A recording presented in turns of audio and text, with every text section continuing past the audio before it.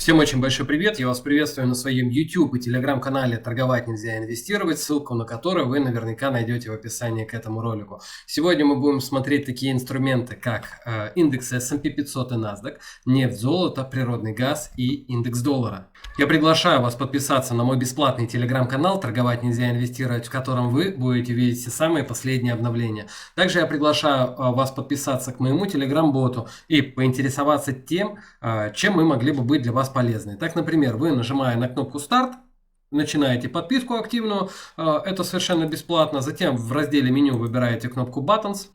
И у вас появляется соответствующее меню. На каждое из этих меню вы можете нажать. Например, вы можете выбрать «Я обожаю торговать NASDAQ». Вы можете выбрать «I Russian Market Future и акции». И «I торгует CNY». Это все платные каналы. Совсем скоро я жду не дождусь, когда мы запустим в постоянную, рубрику «Торгую 6 криптомонет». Обратите внимание на то, что у нас здесь идет небольшой сезон скидок. Мы предоставили доступ с подпиской на 1 месяц. Обычно это минимум квартальная подписка. Только с 9 марта по 12 марта включительно. На 1 месяц на 3 телеграм-канала. Обязательно ставьте лайки этому ролику, комментируйте его, делитесь с друзьями. Сделайте максимум полезного для этого ролика, чтобы он стал более популярным. Ведь я стараюсь для вас. Приступим к обзору. Итак, как вы видите, у нас сейчас открыто два таймфрейма на фьючерсы S&P 500, на месячном и на недельном. Глобально эту картину на месячном графике я рассматриваю следующим образом. У нас была волна А, Б и С, таким образом мы завершили волну А. Дальше у нас должна быть волна Б, которая в свою очередь тоже состоит из волн А, Б и С. Волна С, в случае, если это расширяющийся флэт, а это тогда, когда у нас обновляется минимум волны А, то есть вот такое событие происходит, обновлен этот минимум, вернее этот минимум, то волна С может быть в районе 140-160% от всего размера волны А. То есть, рассматривая это движение, у нас получается волна А, Б и С. И 140-160% у нас находится здесь. Вернее, нет, извините, наврал. В данном случае это находится здесь. И поскольку мы пробили уже это значение, это говорит о том, что вполне есть мысль, догадка о том, что это не была коррекция А, Б и С. Вернее, это не была коррекция в рамках волны А. Возможно, здесь была какая-то полная коррекция, волна W, X, Y, X, Z, и пошла последняя финальная пятая волна. Если пошла последняя финальная пятая волна, то в обоих сценариях, и что я высказывал изначально, что это волна С внутри более старшей волны B, либо это 5 волн роста внутри пятой волны, у нас с вами есть первая, вторая, третья больше первой, четвертая больше второй, а также четвертая тестирует завершение первой, и пятая, соответственно, должна быть больше третьей. Она уже больше третьей, мы уже достигли уровня 5000 и даже трогали уровень 5200. Поэтому, по большому счету, мы можем пятую волну роста завершить и начать разворачиваться, причем очень сильно. Когда я здесь говорил вам про расширяющийся флэт, да, который, по большому счету, должен был закончиться здесь, мы можем с вами еще говорить о том, что если вот здесь была волна А, Б и С, и тогда здесь у нас завершилась волна А, и у нас идет волна Б. Волна Б может быть до 140%, как правило, от размера волны А. То есть это 5305. Может быть еще 5566. Цели достаточно высокие, однако, как вы понимаете, мы развернемся либо сейчас, либо еще поколдуем немного и еще порастем.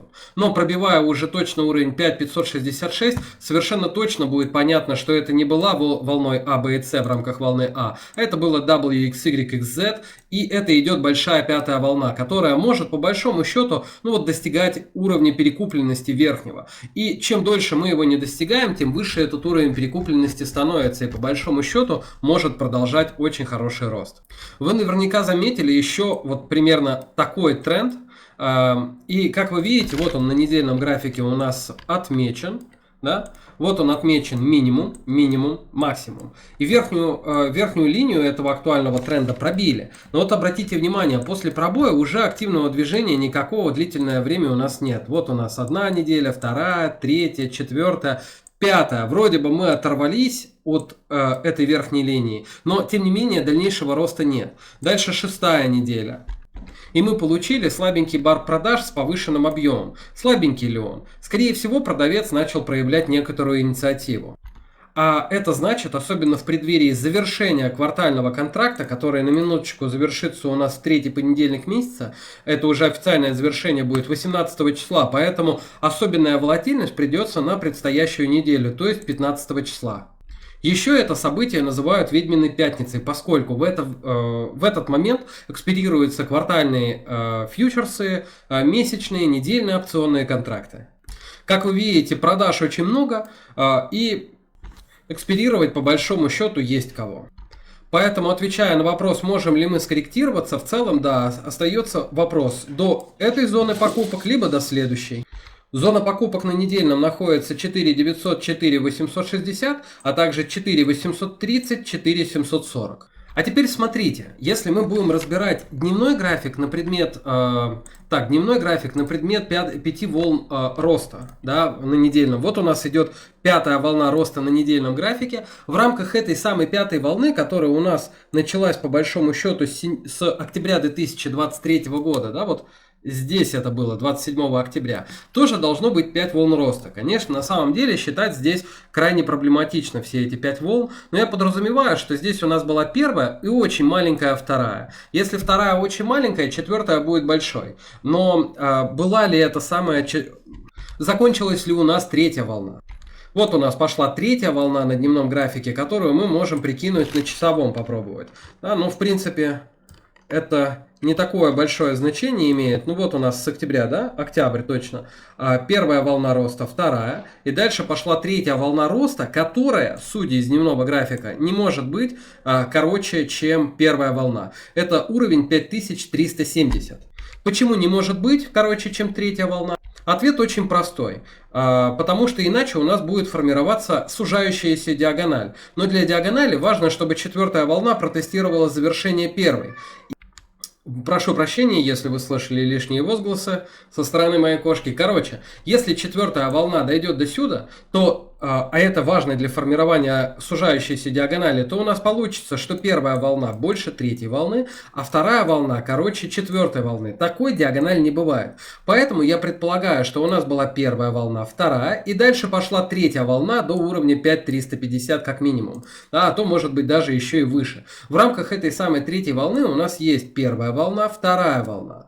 И дальше у нас должна закончиться третья в третьей, потом четвертая в третьей и потом пятая в третьей. То есть рост я еще предполагаю, на самом деле очень-очень сильный. Может быть мы даже скорректируемся и поглубже, может быть это будет уровень 49.25, например. Как вы видите, рынок сейчас абсолютно трендовый. Рост, откат, рост, откат, рост, откат, рост. Ну, небольшой как бы флэт пока что. Но даже если эти маленькие движения разобрать, рост, откат, рост, откат. И тогда, получив целую пятерку роста здесь, мы можем предположить о том, что это является первой волной внутри более старшей третьей волны. То есть у нас будет вторая волна, потом будет шикарная третья волна, четвертая волна и пятая волна. Тогда мы только еще завершим эту третью. Потом большой откат и потом снова пятерка роста в рамках уже вот этой пятой волны. Вы видите, как S&P получил очень большой откат в пятницу, начав торги с роста хорошего. Значит, у нас был один аптраст, ложный пробой, цена откатилась вниз хорошо. Потом мы получили второй ложный пробой, еще более серьезный. У нас так называемый аптраст аптраста получился. Ложный пробой ложного пробоя. Вот. Состоялся один, вот, соответственно, второй ложный пробой.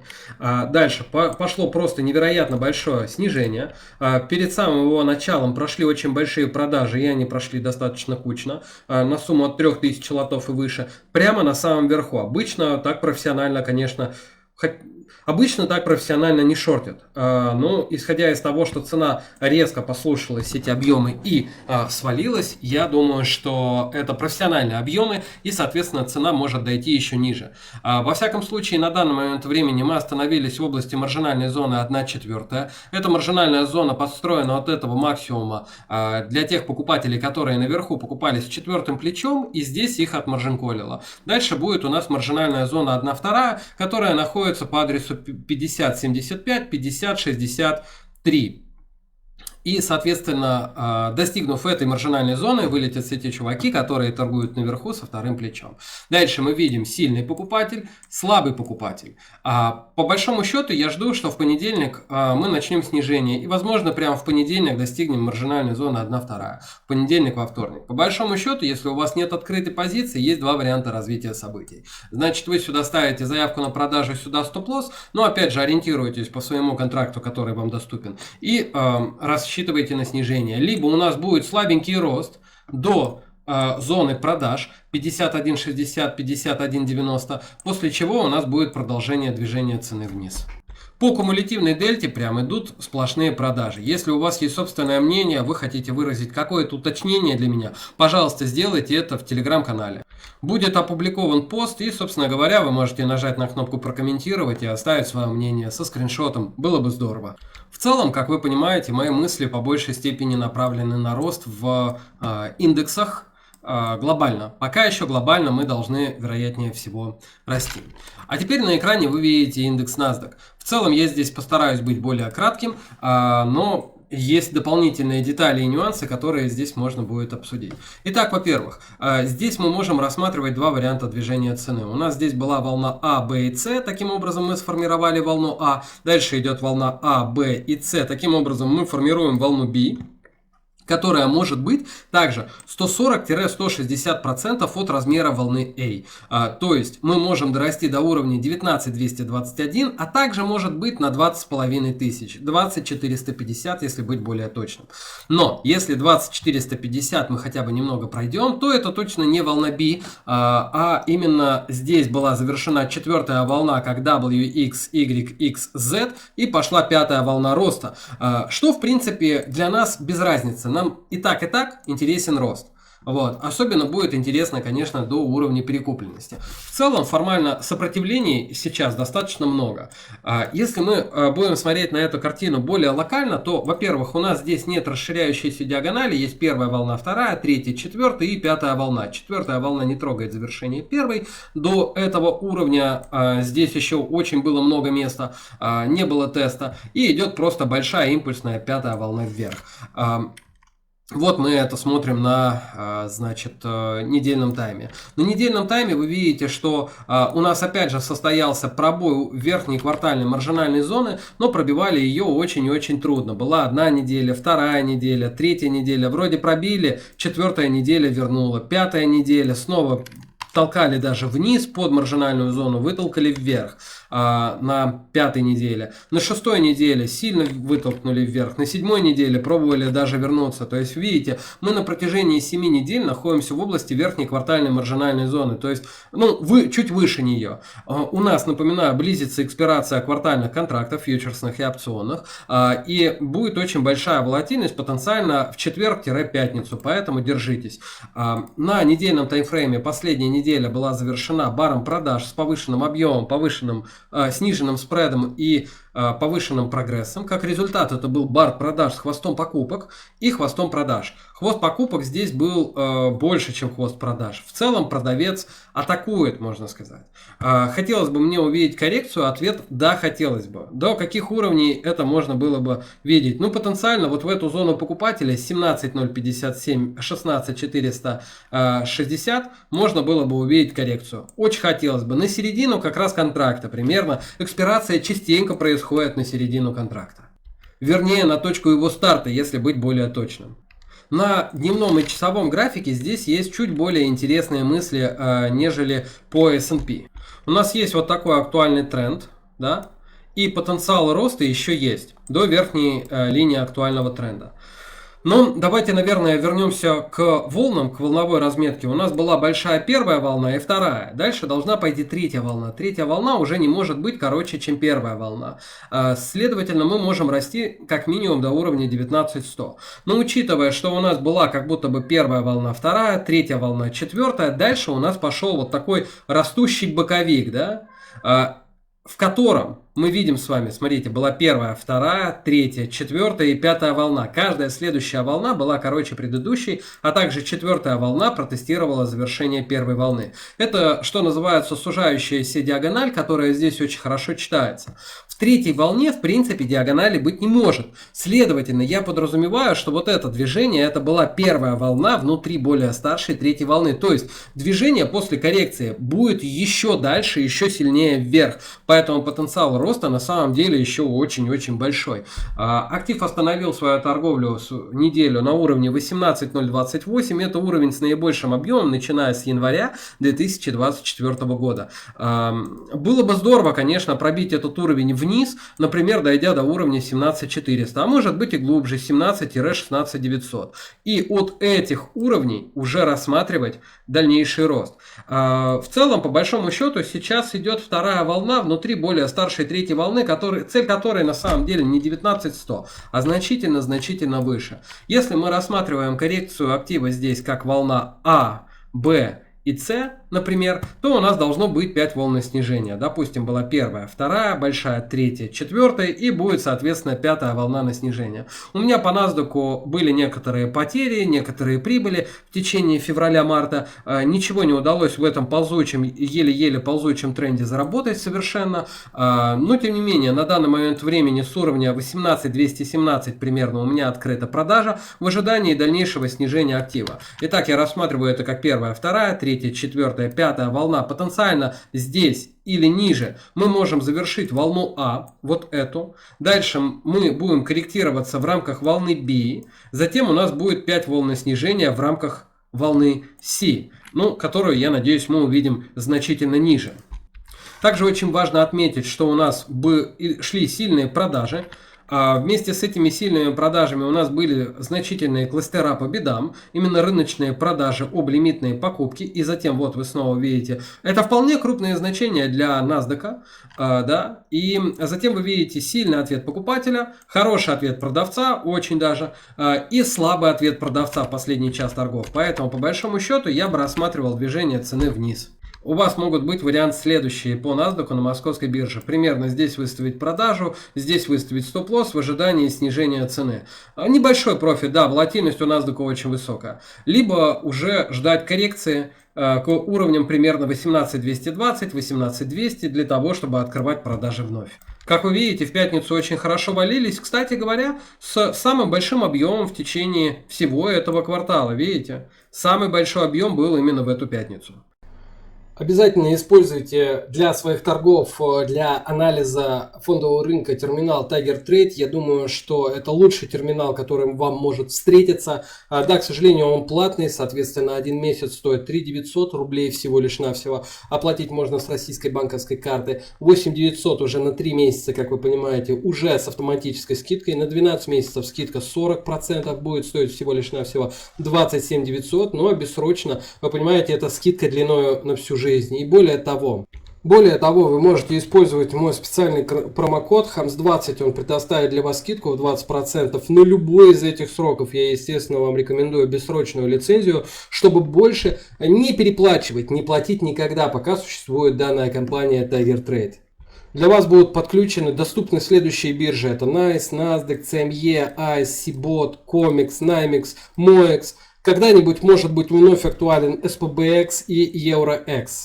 Я сам постоянно использую Tiger Trade и абсолютно во всех моих обзорах вы видите именно этот терминал и никакой более другой. Самое главное преимущество торговой платформы Tiger Trade, торгово-аналитической платформы Tiger Trade заключается в том, что она очень гибкая. Вы можете для себя найти абсолютно все, что угодно, только все то, что вы можете представить. Настроить свое рабочее место, что называется, под себя. Функций здесь так много, что даже я о всех функциях не знаю, хотя использую, наверное, уже более чем 1 год. Где-то с начала 2023 года использую. Наврал, с начала где-то с весны 2022 года. Вы понимаете, насколько это огромная программа. Вот так это все может выглядеть. Я думаю, что это может быть для вас очень эффективно и полезно. Теперь мы с вами говорим про нефть. По нефти на месячном графике я по-прежнему ожидаю роста цены до зоны продаж. Из зоны продаж новую атаку продавцов. Хотелось бы видеть очень большую атаку продавцов, как минимум до уровня $70. Затем до уровня в $66. Затем финально, я думаю, что до зоны покупок 60-54, откуда уже может пойти глобальное продолжение движения цены вверх. На месячном графике мы видим значительное замедление роста покупателя. Здесь у нас был сильный покупатель, вот в этом баре, да, а в этих 3 барах мы видим гораздо более слабого покупателя. И это говорит о том, что перспективы нефти на данный момент времени не очень значительные. На недельном графике у нас самый большой объем сконцентрировался наверху, и самая вот прям пиковая точка этого большого объема находится чуть ниже текущей цены. При этом мы видим, что у нас вначале были сильные продажи, потом как будто бы они подтвердились очень сильными, потом они ослабли и еще больше ослабли. Видите, продавец здесь слабеет, поэтому по нефти текущая неделя это просто вероятнее всего предстоящая неделя по нефти будет невероятным взрывом. Пожалуйста, смотрите за нефтью более внимательно. Зона продаж на недельном графике находится по адресу 89-92. Очень сильная зона продаж. На недельном графике она чуть-чуть также на 92 заканчивается, но начинается чуть-чуть раньше. Я бы предложил вам ориентироваться на недельный. Вполне себе. При этом последняя неделя, учитывая, что продажа очень слабая, у нас была с повышенным объемом. Продавец сопротивляется, но ничего не добивается. Это говорит о том, что его пробьют вверх. На дневном и на часовом графике я остаюсь при прошлых наших мыслях. У нас была первая волна, вторая, третья волна, четвертая и должна пойти пятая волна. Четвертая волна при этом еще не завершается. У нас была волна А, Б, С, это была волна А. Дальше волна А, Б, С, это была волна Б. И дальше должно быть 5 волн роста в рамках волны С. У нас идет первая, вторая, третья, четвертая и должна быть пятая волна. Четвертая протестировала завершение первой. Даже ниже спустилась. Итого у нас получается расширяющаяся диагональ, где каждая следующая волна меньше, чем предыдущая волна. Где пятая волна самая большая, где четвертая волна больше второй. Соответственно, минимальный рост я ожидаю до уровня 87. Максимальный рост я ожидаю до уровня 91. И здесь у нас прям аж целых 3 момента. Первый момент это зона продаж. Второй момент это уровень 140-160% от размера волны A в расширяющемся флете. Потому что вот движение идет таким образом. Вот у нас волна A. Измеряем ее вверх. Получаем уровни 140-160% от волны A вверх. И вот он второй момент. И третий момент это уровень 140-160% в расширяющейся диагонали, это вот в этом движении, да, от размера третьей волны. Вот я измерил третью волну и пятую волну мы можем ожидать как минимум на уровень 87, как максимум на уровень 89-91. Вот, собственно говоря, здесь прям пласт точек сопротивления, от которых будет отвечать продавец. Ну и на дневном графике, как вы видите, мы тут прям сильно застоялись. Баров продаж-то не так уж и много, всего лишь раз попытка продаж, вторая попытка продаж, третья попытка продаж, четвертая попытка продаж. Вернее, не баров, а попыток продаж. Всего лишь 4 было, когда ростов было намного больше. Первая попытка, вторая, третья, четвертая, пятая уже. Ну, вернее, не так. Не попыток было больше. Кстати говоря, вот здесь вот тоже была попытка снижения, но это из-за смены контракта, я подозреваю. Вот, но в целом, как бы покупатель, кажется, даже зрительно здесь выглядит намного более уверенным, нежели так выглядит продавец. Короче, ожидаю роста. Исходя из этого, на часовом графике по нефти на бирже ICE, обратите внимание, давайте попробуем изобрести какую-то точку входа. Итак, у нас было здесь снижение хорошее, здесь тоже пошло хорошее, но дальше у нас слабый покупатель и продолжилось движение, а тут ответил сильный покупатель. Поэтому мы можем ожидать маленького движения цены вниз в область 82.90, после чего ожидать дальнейшего роста. Потенциально разместить примерно здесь заявку можно пробовать и сюда поставить свой стоп-лосс. Обратите внимание, цены биржи ICE. На московской бирже цены другие, поэтому вам придется подгонять немножко ситуацию по графику. Но в целом смысл такой. При этом по кумулятивной дельте на часовом тайме, на дневной кумулятивной дельте больше покупают. А на недельной кумулятивной дельте больше продают. То есть вот в этом участке больше продаж. Именно на этом фоне мы можем сильно вырасти. Теперь мы смотрим на золото. Золото это хитмейкер текущей недели. Я очень долго ждал этого прорыва, и вот он наконец-то состоялся. И теперь я жду небольшого, возможно, отката для дальнейшего продолжения движения цены по золоту вверх. В целом, вот это движение, это была первая волна внутри глобальной старшей волны. Дальше у нас была вторая волна и пошла третья волна. В рамках третьей волны будут какие-то откаты. Глобально, я напоминаю, вот у нас уровень сопротивления, вы сами это видите. Были хорошие продажи, еще более серьезные продажи, и вдруг они резко ослабли. Потом совсем ослабли. Ну и вот закономерно этот пробой он должен был быть. Поэтому мы можем считать, что коррекция была завершена здесь. Теперь по золоту исключительно рост, долгосрочно причем. Поэтому я рассматриваю, что у нас пошла третья волна, значит, вот первая здесь завершилась, вторая здесь завершилась. Ну, мы это более детально там на дневном графике сейчас посмотрим. Давайте оценим просто сейчас покупателя в первую очередь. Ну, можно попробовать, знаете, еще что сделать? Можно попробовать измерить размер вот этой первой волны, да? И поставить вот таким образом, прикинуть, где может быть завершена третья волна. Это на уровне 22.87, извиняюсь.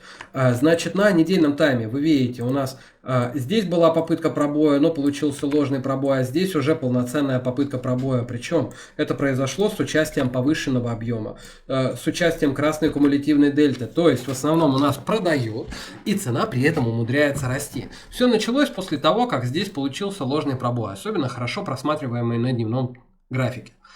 У нас появилось ускорение по росту золота с растущим объемом. Я думаю, что намерения покупателей исключительно очень серьезные и очень большие. Пробой очень хороший с повышенным объемом. Это только серьезные намерения. Так, чтобы вы понимали, глобально потенциал по росту золота очень высокий. По третьей волне потенциально можно смотреть на уровень 29-24. Ну, считайте, что это 3000 по золоту. Теперь давайте оценим дневной график и часовой график. По большому счету, я думаю, что вот у нас идет сейчас третья волна внутри более старшей третьей волны. То есть, вот это движение на недельном тайме, так, или на месячном? Да, ну, короче, вот здесь у нас еще очень-очень большое движение. По большому счету, я думаю, на недельном тайме у нас идет первая волна внутри третьей волны на месячном тайме. Понимаете, потенциал еще невероятно высокий. Третья волна на дневном тайме, скорее всего, завершена, потому что завершена плюс-минус пятая волна вот этим большим ростом. Конечно, он может еще продолжиться. Но по большому счету хотелось бы коррекция актива для дальнейшего последующего роста. Коррекцию можно вызвать где-нибудь на уровень 2.100, 2.80, 20.80. Вот таким образом. Было бы здорово, было бы замечательно. Дадут ли? Ну, очень хороший вопрос. В целом, на дневном графике вот здесь была коррекция через тройную тройку, WXY. Здесь был зигзаг, здесь был зигзаг, здесь был зигзаг, здесь был флэт, здесь был зигзаг в рамках волны Z.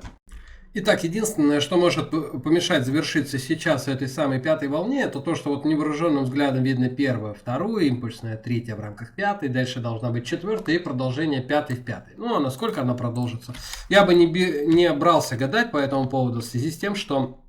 Ну, в принципе, сейчас завершение движения цены, если только брать лонг, получив хороший откат. Откат можно получить на уровень 21.61.9, 21.57.7. Здесь находится маржинальная зона 1/2. Здесь вылетит по маржин-колам и стопам все те чуваки, которые покупали здесь со вторым плечом на самом пике. Ну, было бы здорово, конечно, увидеть коррекцию в зону покупок, но вряд ли нас сюда пустят. В целом, по золоту я бы ожидал продолжения роста. Глобально золото просто огонь вообще. И по кумулятивной дельте, смотрите, недельной на дневном графике, одни только продажи идут. Было бы здорово пригласить еще продавцов в случае, если цена скорректируется, и вынести их далеко вверх, вперед ногами. Я напоминаю вам о том, чтобы вы не стеснялись оставлять свои мысли, идеи по золоту в том числе и по другим активам, которые мы обсуждаем в этом обзоре, в комментариях к этому ролику. В телеграм-канале, конечно. Теперь мы смотрим с вами на природный газ. По природному газу на месячном и на недельном таймах мы с вами по-прежнему не принимаем никаких действий до того момента, пока цена не закроется выше уровня 1.946, поскольку этот уровень является невероятно важным. В данном месяце пока что мы получили отскок и возврат к этому уровню и, соответственно, отбой от этого уровня. Давайте на недельном графике попробуем оценить, насколько вообще этот отбой от уровня был хорошим. В целом, вы видите, вот он у нас, хороший пробой был. Цена очень здорово его пробила и улетела дальше вниз на следующей неделе. Но потом тут же мы быстро вернулись. В целом, уровень Break and Rise сработал. И в целом продавец даже неплохой кажется, однако он идет против достаточно мощных покупок, продавец с узким спредом. И мы находимся на, скажем, даже не условной глубине рынка, а действительно на глубине рынка, поэтому хотелось бы видеть рост. Но первоначально, опять же, хотелось бы закрытие торговли выше уровня 1.946, ну, в области $2. Как вы видите, в последнюю неделю у нас также идет повышенный объем, этот объем больше двух предыдущих, продажи идут не очень смело по отношению вот к этим покупкам. Но в целом достаточно смело по отношению вот к этим продажам. То есть вот раньше мы закрывались здесь, теперь закрылись чуть-чуть ниже. Это безусловно позитивно для продавца. Здесь есть плюсы для обеих сторон. А если мы говорим про дневной график, то у нас был сильный обвал и слабый покупатель. Смотрите, он правда очень слабый. И если посмотреть на то, откуда этот покупатель растет, то мы получаем ухудшение покупателя. Это, безусловно, негативно сказывается на дальнейшем росте. Поэтому потенциально, наверное, можно ожидать коррекции, как минимум на уровень 1.710. Мне сейчас очень сложно, последние, наверное, несколько месяцев или полгода анализировать природный газ, учитывая его невероятную волатильность. И так, что я даже перестал подставлять маржинальные зоны. Их каждый день здесь пробивает, но волатильность очень-очень высокая. При этом гэпует контракт даже, очень часто гэпует. Видите, раз гэп достаточно серьезный, второй гэп, третий гэп. И все в рамках одной недели. Но вместе с тем, как на дневном графике мы видим слабые покупки, на часовом графике мы видим, как покупатель начинает злиться, а продавец отставать. Здесь были хорошие объемы, цена скорректировалась, протестировала их, снова пошли продажи, но далеко они не ушли. И по большому счету вновь атакует покупатель. Правда, тоже не очень хорошо. Может быть, мы увидим коррекцию сюда. Очень трудный природный газ. В целом продаж идет много, и эти продажи идут эффективно. Я бы подождал, наверное, все-таки коррекции для того, чтобы попробовать вырасти еще. Давайте долго не будем останавливаться на природном газе, поскольку, исключительно сложный инструмент. А теперь давайте еще ближайшие 5 минуточек посмотрим на индекс доллара. В принципе, ситуация абсолютно логичная. Все произошедшее совершенно справедливо. И более того, скажу, наверное, для меня было бы предсказуемым. Если бы мы торговали или имели возможность торговать индекс доллара. Итак, здесь мы видим следующее. На месячном графике у нас был плохой покупатель. Раньше за 2 месяца мы росли до уровня 106, потом за 2 месяца мы росли до уровня всего лишь навсего 104. При этом цена двигается примерно с одного и того же уровня. Но разница очевидна. На недельном графике мы видели тест зоны продаж. В зоне продаж проснулся продавец и прям большой кластер на сумму 1348 лотов. Это большое значение, видите? Они появляются, кластера по краям появляющиеся, они оказывают большое влияние, большое давление. Или даже если они появляются не по краям, а вот здесь в данном случае далеко не край, потому что цена упала в дальнейшем, то мы протестировали и отвалились от этого кластера потом. На недельном графике мы получили хорошие, сильные продажи, безусловно. Значит, был слабый покупатель, произошло его поглощение. Правда, не быстро все-таки. В течение 3 недель мы его поглощали. Но тем не менее, продажи прошли с повышенным объемом. Это говорит о том, что, скорее всего, мы пройдем к следующей зоне покупок. Эта зона покупок находится по следующему адресу у нас. 101.440-101.060. На дневном графике эта ситуация выглядит следующим образом, что вот здесь эти уровни держали, 103.80, 103.60, была какая-то поддержка, но и в конечном итоге провалилась цена вниз и достаточно сильно, очень сильно. Если повод остановиться, безусловно, здесь есть, потому что делают ложный пробой, но цена прямо на уровне поддержки остановилась. Пойдет ли она после этого вверх? Вполне может пойти протестировать вот этот объем 103.325. Здесь в сумме 1500 лотов пролетело. И дальше пойти еще ниже. В целом, наверное, такое развитие событий я бы рассматривал либо сразу вниз, либо тест и вниз. На часовом графике, по большому счету, здесь показывать, наверное, нечего. Мы можем попробовать с вами провести актуальный тренд и узнать, что цена отбивается от актуального тренда. Слушайте, да, я думаю, вот этот сценарий с коррекцией и дальнейшим снижением был бы очень актуален в рамках этого инструмента. Очень большое количество чуваков у нас направлено в шорт. Собственно, Давайте вот так отмерим. Отсюда начинают шортить, и все шортуны находятся в прибыли. Вот здесь, в этом баре, шортунов не так много, да, вон всего, здесь боковика никакого нет. Вот здесь очень много шортунов, вот в этом боковике, да, в этих частях, областях. И в конечном итоге произошло хорошее пробитие. Мы можем считать этот уровень теперь очень хорошим сопротивлением. Ну, давайте ждать 103.30, после чего рассматривать коррекцию. А на это у меня все. Я надеюсь, этот обзор был для вас полезен. Обязательно подписывайтесь на YouTube, на Telegram, комментируйте и задавайте свои вопросы. На это у меня все. Всем пока.